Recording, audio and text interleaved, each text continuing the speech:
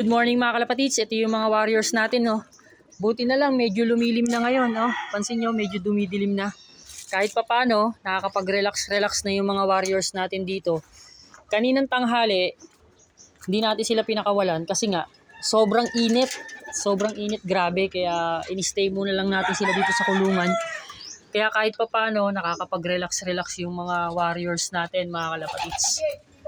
Lahat to pang ano natin, panlaro natin sa summer. Yung dalawa dito, sa Salpok, ito, si Salpok, tsaka si 2.0, yan yung nilalaro natin ngayon sa summer race dito sa BBC. Tapos, itong 7 piraso na to, yan, yung 7 na yan, naka-ready na yan at nakaabang sa proper north. After na itong summer, magno-north ulit, proper north na yun, ito na yung mga panlaro natin.